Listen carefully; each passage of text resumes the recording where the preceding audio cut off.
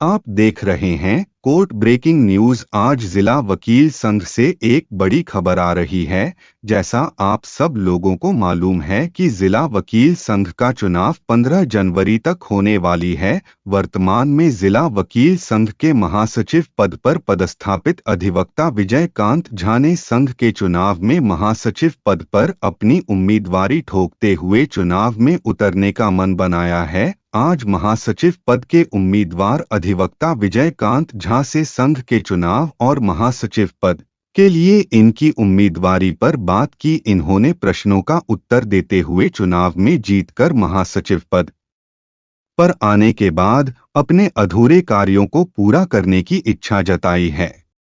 अभी देखिए, हम लोग एडहॉक कमेटी में थे, तो एडहॉक कमेटी के सारे लोगों के सहयोग से वकील संघ के में कुछ काम हुआ।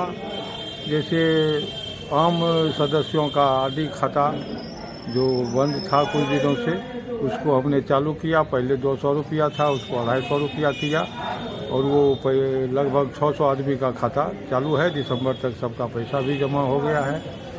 कुछ किताब था बैग, उसको अप टू डेट कर दिया और 40 लाख रुपया इस पीरियड का कमाई जो था आमदनी, उसको बैंक में 10 बरस के लिए एफडी कर दिया हाउस के परमिशन से, और उसका इंटरेस्ट 19,075 रुपया आएगा, जो अधिवक्ता के व्यक्तिगत काम में खर्च होगा, उनके वेलफेयर में काम खर्च होगा। और आगे अगर हम आते हैं तो मेरा यही प्रिंसिपल है कि करोड़पति बना देना है संघ को, आर्थिक रूप से लाखपति बना देना है अधिवक्ता सदस्य को।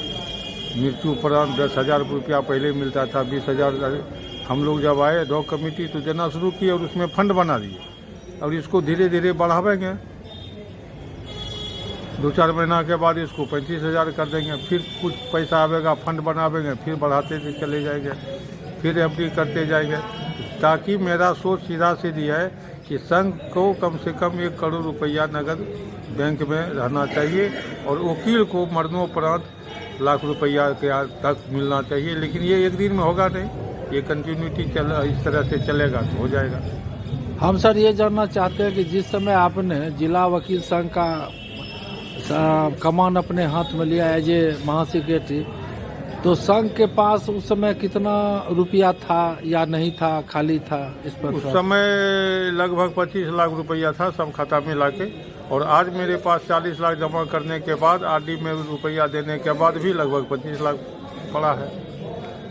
तो इस दौरान जो है आप ही के रीजन में हमको लगता है कोरोना काल भी आई थी। हाँ, कोरोना काल में भी शुरुआती दौर में जब हम लोग आए तो 3-4 महीना पैरवी ही नहीं चला, होता ही नहीं था।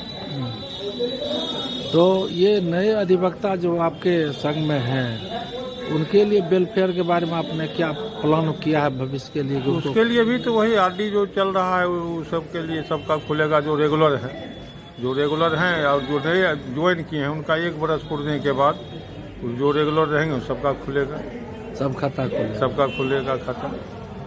तो ये जो इलेक्शन में जो वोटिंग होगा उसका क्या मापदंड रखा गया है कि जितना खाता खोला है वही वोट गिरा? नहीं, वोटिंग का मापदंड तो देखिए, कुछ लोग हैं जो कि कुछ डायरेक्ट रेगुलर, कुछ मैंने 10 दिन भी आते हैं, 20 दिन आते हैं, तो जो नियमित हैं यहाँ हैं उनका खाता अभी खुला है, हाउस का जो परमिशन हुआ था उस मुताबिक।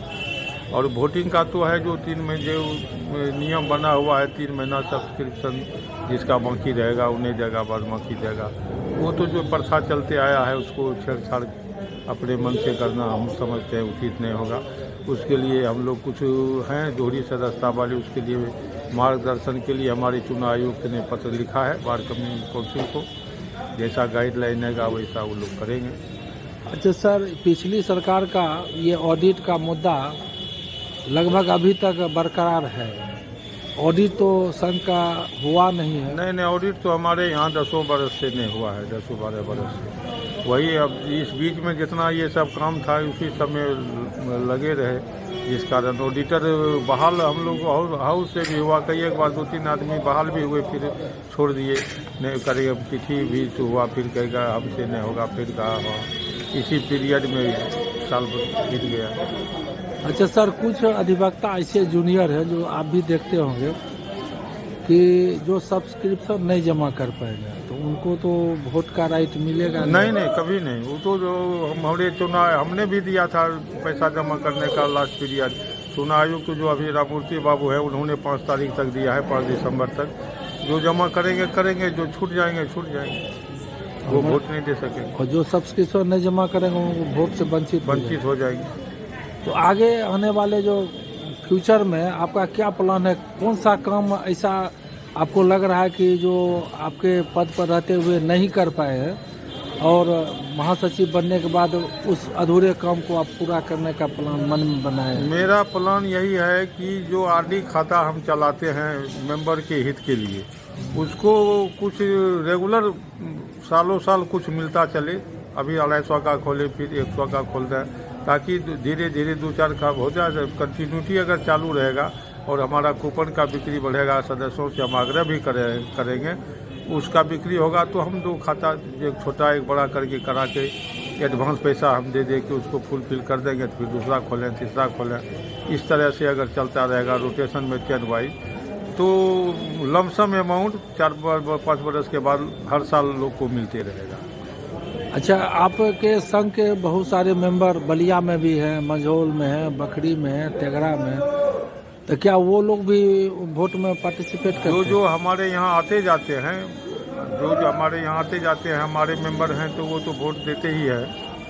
हमने इस मुद्दे पर जो चुनाव आयुक्त थे राममूर्ति बाबू, उनसे बात किया था कि बेगूसराय में लमसम 50 एडवोकेट ऐसे हैं जो जिला अधिवक्ता संघ के भी मेंबर हैं और जिला वकील संघ के भी मेंबर हैं। वो इधर भी वोट गिराते हैं और उधर भी वोट गिराते हैं।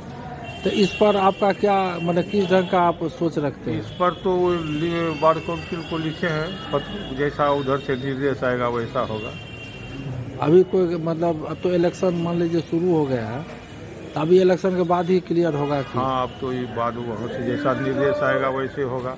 वैसे मॉडल रूल के मुताबिक चुनाव होने में वही है बाध्यता, 3 महीना का सब्सक्रिप्शन, जिसके यहाँ 3 महीना ज़्यादा बाकी है वो नहीं वोटर होगा। चलिए, हम अपनी ओर से आपको शुभकामना देते हैं कि पुनः आप जिला वकील संघ के महासचिव के पद पर जीत कर पुनः अपने अधूरे काम को आगे बढ़ाएं। धन्यवाद।